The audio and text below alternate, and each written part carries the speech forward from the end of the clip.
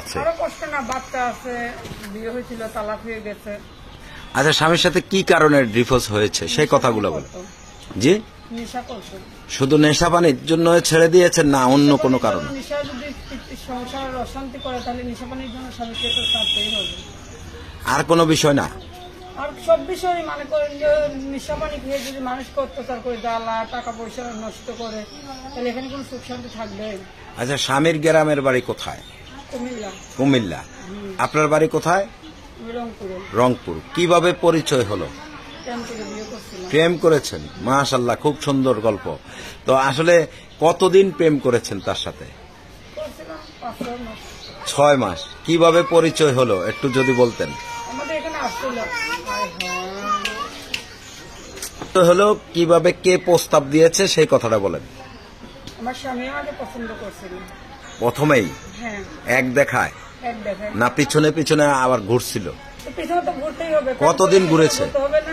কতদিন ঘুরেছে? 1 মাস ঘুরছিল, 5 মাস প্রেম করছে। 1 মাস ঘুরছে। তো 1 মাস যখন আপনার পিছনে ঘুরেছে, আপনি কি বলেছেন তাকে? আমি কি বলবো, আগে তো ছেলেরাই বলে।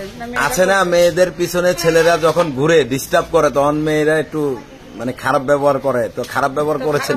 অবশ্যই করতে হবে, যেহেতু পিছনে যদি মানুষের পিছে পিছে ঘুরলে অবশ্যই খারাপ ব্যবহার। এখন কি আপনি খারাপ ব্যবহারে করেছেন তার সাথে না ভালো ব্যবহার করেছেন? ভালো করছি, ভালো করছি, দুটো না থাকলে কি সম্পর্ক হয় কখনো?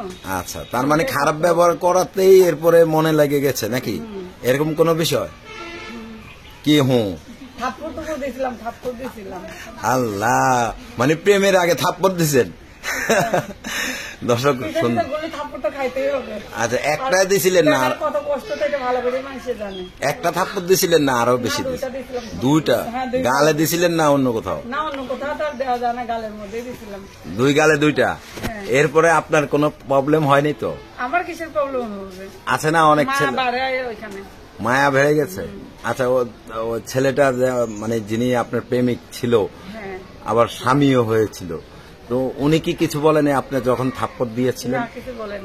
কিচ্ছু বলেনি, চুপচাপ থাপ্পড় খেয়ে চলে গেছে। এরপরে কিভাবে কি হলো একটু বলেন। তারপরে বিয়ের প্রস্তাব নিয়ে আসছে। তারপরে মানে কত ভালোবাসা লাগছে, মানে থাপ্পড় খেয়ে বিয়ের প্রস্তাব। দর্শক, আমরা কিন্তু এই প্রথম শুনলাম যে থাপ্পড় খেয়ে বিয়ের প্রস্তাব। আচ্ছা, তো আসলে এই যে তো বিয়ের প্রস্তাবে রাজি হয়ে গেছিলেন?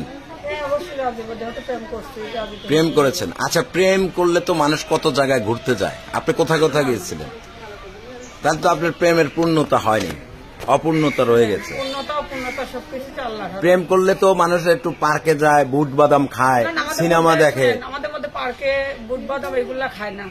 তাহলে কি মেয়েরা খুব ভালো, শান্ত। তাহলে শুধু কি ফোনে প্রেম করছেন?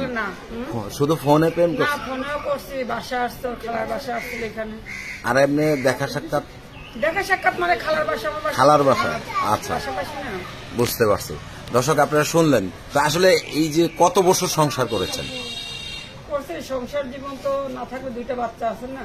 আচ্ছা, 2টা বাচ্চা আছে, মানে কত বছর? তারপর একটা আইডিয়া, কত বছর আপনি আইডিয়া করে ধরে নেন কত বছর। দেখা যাচ্ছে যে অনেক মেয়েদের তো 1 বছর পর পরও বাবু হয়, অনেক মেয়েদের 3 বছর পর পর হয়। 1 বছর পর পর বাবু হইলে ওকে তার তো শিখে গেছে নাকি মাথা। আচ্ছা, তাহলে আপনি কি 10 বছর সংসার করছেন? এখন 10 বছর করে যে বছর করছি তো সংসার, বাচ্চা আছে 2টা বাচ্চা, তাহলে এখানে অনুমান করতে পারেন। আচ্ছা, তো দর্শক, আসলে 2টা বাবু আছে, স্বামী ছেড়ে চলে গেছে। আপনি ছেড়ে দিয়েছেন না স্বামী ছাড়ছেন? আপনি নিজেই ছাড়ছেন। ভালোবাসার মানুষ নাকি খুব খারাপ হলেও ভালো লাগে? ভালোবাসার মানুষ সব দিক দিয়ে খারাপ হলে তো ওইটা হবে না, ওইটা কখনো সংসার হবে না। আচ্ছা, প্রেমের শুরু যখন 5 মাস প্রেম করেছেন তখন কি নেশাপানি করতো? না না, বিয়ের পরের থেকে শুরু হয়েছে। কেন, আপনার কাছে কি ভালোবাসা কম পেয়েছে? কেন, আপনার কাছে আমি নতুন গল্পটা বললাম, যেটা আমার আগে তো ওই গল্পটা ছিল না। আপনি যেহেতু আমাকে বলছেন আমি এটা বললাম। আচ্ছা আচ্ছা, তো দর্শক, আসলে আমরা শুনলাম। এখন আপনি কি চাচ্ছেন মূলত এই যে ক্যামেরার সামনে এসে? শুধু মনের মানুষ, টাকা পয়সা না?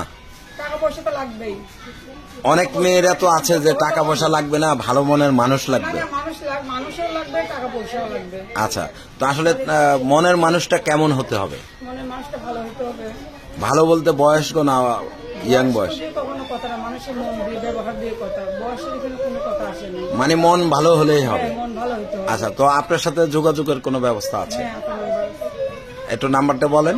017 বলেন, 33 83 7384। আরেকবার বলেন। 017 33 83 7384। আচ্ছা, এই যে যারা ভিডিওটা দেখছে দর্শকের উদ্দেশ্যে কি বলার আছে? এই বাবা, এটা দর্শকের উদ্দেশ্যে কি বলার আছে? সবার জন্য দোয়া করি, সবাই যেন ভালো থাকে, সুস্থ থাকে, এই কামনাই করি। আচ্ছা, তো ঠিক আছে দর্শক, আপনারা শুনলেন যে প্রেমের শুরুতেই কিন্তু আগে থাপ্পড় দিয়েছে, তারপরে বিয়ে বসেছে।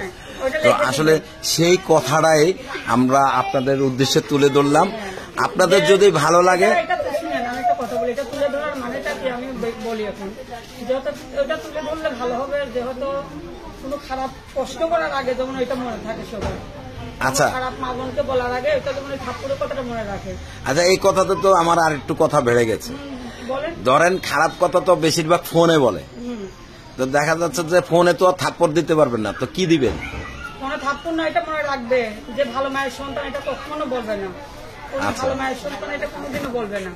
আচ্ছা দর্শক, আসলে এই বোনটি আমরা একটু দুষ্টামি করলাম ওনার সাথে, আর একটু তার থেকে কথাগুলো বের করতে চেয়েছি। তো আপনারা যারা আছেন এই বোনটিকে একটু সহযোগিতা করবেন, সহযোগিতার হাত বাড়িয়ে দিবেন, এবং বিয়ে শাদীর দায় দায়িত্ব সম্পূর্ণ আপনাদের নিজস্ব ব্যক্তিগত বিষয়। ইউটিউব কর্তৃপক্ষ বিয়ে শাদীর দায় দায়িত্ব নেয় না, কখনো নেয়নি, নিবেও না। তো আপনারা সেই পর্যন্ত সকলেই ভালো থাকবেন, সুস্থ থাকবেন, কেউ প্রতারিত হবেন না, এবং কি কাউকে প্রতারণার তলে ফেলাবেন না। সকলে ভালো থাকবেন। আল্লাহ হাফেজ। আসসালামু আলাইকুম।